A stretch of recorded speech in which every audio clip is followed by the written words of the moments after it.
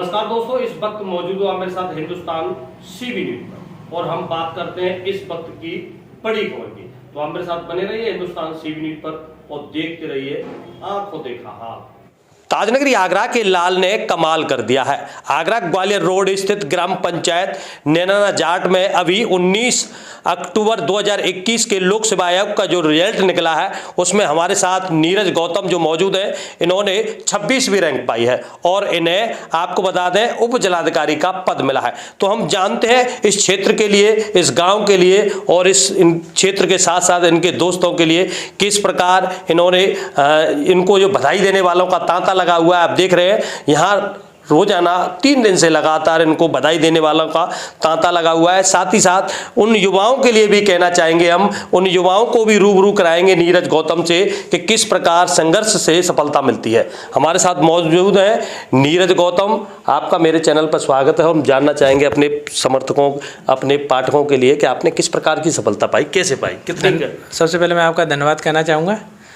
मेरा अभी वर्तमान में यूपी पीसीएस 2021 के जो अपर सबऑर्डिनेट का एग्ज़ाम होता है उसमें मुझे 26वीं रैंक हासिल हुई है और मुझे उप जिलाधिकारी अर्थात डिप्टी कलेक्टर का पद प्राप्त हुआ है। अच्छा, इसके लिए आपने कैसे कड़ी मेहनत की, कितने घंटे की पढ़ाई की, कैसे किन चीज़ों से पढ़ाई की? इसके लिए मैंने अपनी सेल्फ स्टडी से पूरा इसका कार्य किया है मैंने, और इसके लिए मेरे कुछ मित्र थे जो मेरे साथ पढ़ाई करते थे, तो मैं उनके साथ किया हूँ इसमें पढ़ाई, और आपस में हम पढ़कर नीरज गौतम जी, ये बताइए कि इस परीक्षा में कितने चरण होते हैं और जो सफलता मिली है वो कैसे मिली, क्या कुछ रहा पूरा? इस परीक्षा के 3 चरण होते हैं। पहला है प्रारंभिक परीक्षा और फिर दूसरा है मुख्य परीक्षा जो कि एक लिखित परीक्षा होती है, और उसके पश्चात जब दोनों चरण क्वालिफाई करते हैं हम, उसके बाद हमें इंटरव्यू के लिए बुलाया जाता है। अच्छा, तीनों में से कौन सी परीक्षा कठिन लगी आपको? तीनों ही समान रूप से चुनौतीपूर्ण है, और मुझे मुख्य परीक्षा की तैयारी मैंने ज़्यादा समय दिया था क्योंकि उससे ही मार्क्स अपनी रैंक जो बनती है वो उसी से डिसाइड होती है। मुख्य परीक्षा का जो एक वैकल्पिक विषय होता है वो कौन सा था और किस प्रकार की तैयारी किया? मेरा वैकल्पिक विषय एंथ्रोपोलॉजी था, और ये मैंने जो कुछ यूपीएससी के टॉपर्स थे उनके नोट्स से अपने नोट्स बनाए, और साथ में मैंने कुछ स्टैंडर्ड बुक्स थी जैसे कि एम्बर उनको भी थोड़ा बहुत पढ़ा, और उससे मैंने इसको नोट्स बनाकर अब खुद अपने नोट्स बनाकर पढ़ाई की। युवाओं के लिए क्या संदेश देना चाहोगे, किस प्रकार कहाँ से आपने सामग्री एकत्रित की? इसमें सामग्री एकत्र करने में सबसे ज़्यादा इंटरनेट का यूज किया। इंटरनेट में भी टेलीग्राम जो ऐप होता है उसमें मैंने काफ़ी टॉपर के नोट्स भी देखे थे, और कुछ जो कोचिंग वगैरह का मटेरियल रहता है वो भी पढ़ा था। तो ये सब मैंने इससे अपना खुद का नोट्स बनाकर पढ़ाई, इसको परीक्षा को उत्तीर्ण किए हैं। देखा जाता है अधिकांश लोग कोचिंग का सहारा लेते हैं, ऐसे में आपने कोचिंग का सहारा लिया नहीं लिया? मैंने इस परीक्षा में किसी प्रकार की कोई कोचिंग का सहारा नहीं लिया। सोशल मीडिया का सहारा लिया कि नहीं लिया? सोशल मीडिया, हाँ, टेलीग्राम का यूज किया था, उस पर काफ़ी स्टडी मटेरियल मिलता है, उसका यूज किया, बाकी सोशल मीडिया का उपयोग नहीं किया। अधिकांश लोगों से, युवाओं से कहा जाता है कि सोशल मीडिया से दूर रहना चाहिए अगर सफलता पानी है। ऐसे में आपने सोशल मीडिया का सहारा लिया है, तो उन लोगों के लिए क्या कहना चाहेंगे जो एक मिथक पाले हुए हैं कि सोशल मीडिया से दूर रहना चाहिए? मेरे हिसाब से कोई भी टेक्निक है वो या टेक्नोलॉजी कोई भी बुरी नहीं होती, उसका उपयोग और दुरुपयोग के आधार पर उसको हम निर्धारित करेंगे। तो मुझे लगता है सोशल मीडिया काफ़ी ठीक है, लेकिन सोशल मीडिया का अगर अच्छा उपयोग किया जाए तो मुझे लगता है इसमें काफ़ी मदद मिली, क्योंकि मुझे घर पर रहकर इतनी सारा स्टडी मटेरियल सोशल मीडिया से ही मिल सका है। उसके लिए मैंने टेलीग्राम का ऐप यूज किया था, उससे मैंने काफ़ी स्टडी मटेरियल लिया और मेरे लिए काफ़ी सहायता भी मिली उससे। अच्छा, सेल्फ स्टडी जो की आपने वो कैसे की और कितने घंटे की पढ़ाई इसके लिए पर्याप्त है? हाँ, घंटों के हिसाब से मैं इस परीक्षा में नहीं पढ़ा परंतु मैंने सिलेबस के हिसाब से देखा, जो सिलेबस में क्या क्या टर्म्स मौजूद हैं उनको मैंने जाना। फिर आपस में मेरे एक मित्र भी हैं, उनका भी इसी परीक्षा में 38वीं रैंक उप जिलाधिकारी का हुआ, तो हम लोग आपस में डिस्कस करते थे और फ़ोन पे हम बात करते थे, और उसके थ्रू हमने सिलेबस को पढ़ा, और घंटों के हिसाब से कभी 4 घंटे पढ़ लिए, कभी 5, कभी 8 घंटे भी हो गए, तो अलग अलग दिन अलग अलग रहता था। सिलेबस को ज़्यादा फोकस दिया। लोक सेवा आयोग की जो परीक्षा आपने की है, जो परीक्षा दी है आपने, सफलता भी पाई है, किन मुद्दों को ध्यान में रखकर, किस पोस्ट को ध्यान में रखकर आपने परीक्षा दी थी और कौन सी पोस्ट आपको मिली है, ये सब बताएं।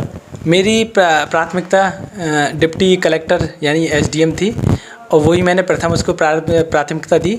जब मेरा इंटरव्यू प्रेफरेंस लेटर पूछा गया था तो उसको मैंने प्रथम दिया, और सौभाग्य से मुझे वही प्राप्त हुई। कैसा लग रहा है? मुझे काफ़ी आश्चर्य हुआ जब मैंने देखा कि मेरा नाम है उसमें लिस्ट में, तो मैं बता रहा थोड़ा शौक हो गया उस टाइम पर कि तो फिर मैं बार बार उसको रोल नंबर चेक कर रहा कि मेरा ही है कि किसी और का तो नहीं है।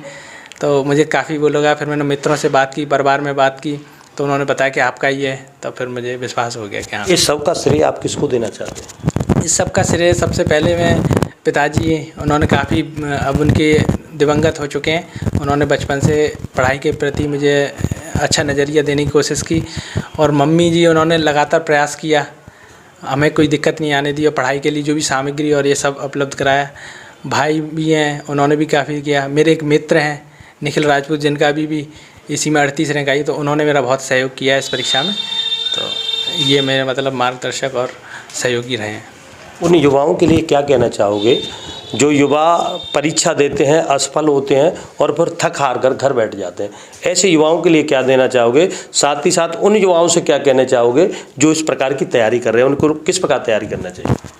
असफलताएं तो आ सकती हैं, परंतु जब हमने छोड़ दिया कार्य करना, और तब मैं मानता हूँ वो बड़ी असफलता है। मेरे भी पिछले अटैम्प्ट में मेरा भी इसमें सिलेक्शन नहीं हुआ, इंटरव्यू तक मैं पहुँच पाया, परंतु मुझे कोई पोस्ट नहीं मिली। पर मैं इस असफलता को भूल के आगे मेहनत करता रहा, तो मुझे इस बार अच्छी रैंक मिली है और अच्छी पोस्ट मिली है। तो मैं यही कहूँगा कि असफलता कोई परमानेंट नहीं है, ये तो आपके प्रयास करेंगे तो वो बदल जाएगी। इसमें किसी प्रकार का डाउट नहीं होना चाहिए। आपने परिवार में रहकर पढ़ाई की, देखा जाता है अधिकांश युवा कोचिंग और आजकल लाइब्रेरी का चलन चल गया है। ऐसे में आपने घर पर रह के पढ़ाई की, तो घर का माहौल देखा जाता है, घर का अधिकांश माहौल अच्छा नहीं रहता है। ऐसे में आपके परिवार का, लोगों का कैसा सहयोग रहा और कैसे सफलता पाई? मेरे परिवार का काफ़ी सहयोग रहा है इसमें, क्योंकि परिवार ने मुझे कोई जिम्मेदारी किसी प्रकार की नहीं दी। मेरे पढ़ाई कर रहा हूँ अगर मैं, तो मुझे पढ़ाई करने दिया, तो इसके लिए मैं परिवार का काफ़ी शुक्रिया करता हूँ। और उन लोगों ने मतलब मुझे किसी प्रकार की कोई दिक्कत नहीं होनी दी। मेरी किताब वगैरह आनी है तो सब कुछ अरेंज कराया, तो मैं कहूँगा कि काफ़ी ज़्यादा मदद की है। अब आपको उप जिलाधिकारी की जो पद मिला है, उस पर रह के आप किस प्रकार का कार्य करेंगे, क्या कुछ कहना चाहेंगे जनता को? मेरा जो मुख्य फोकस होगा, वो जो भी मेरी उप जिलाधिकारी के रूप में ड्यूटियाँ होंगी, उनको मैं अच्छे से निर्वहन कर सकूँ, ये मेरा एक इसमें उद्देश्य रहेगा। और साथ में जो समाज के विभिन्न प्रकार के जो दबे कुचले वर्ग के लोग हैं, उनका भी मदद कर सकूं, ये मेरा इसमें रहेगा। उसके अलावा डिफरेंट जो भी नीड पड़ेगी प्रशासन को, सरकार को, और विकास में जितना मैं योगदान दे सकूं, वो मैं अपने ओर से हमेशा करने के लिए तैयार रहूँगा। ये थे हमारे साथ नीरज गौतम, जिन्होंने, आपने देखा किस प्रकार बताया है।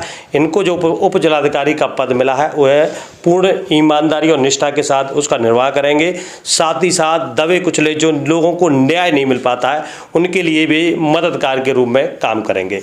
आपको बता दें, यह जो मेरे साथ नीरज गौतम मौजूद है, यह आगरा ग्वालियर रोड की ग्राम पंचायत नैना जाट के युवा है, और ये एक मध्यम वर्गीय परिवार के रहने वाले हैं, और मध्यम वर्गीय परिवार के साथ साथ इन्होंने घर पर रह के ही स्टडी की।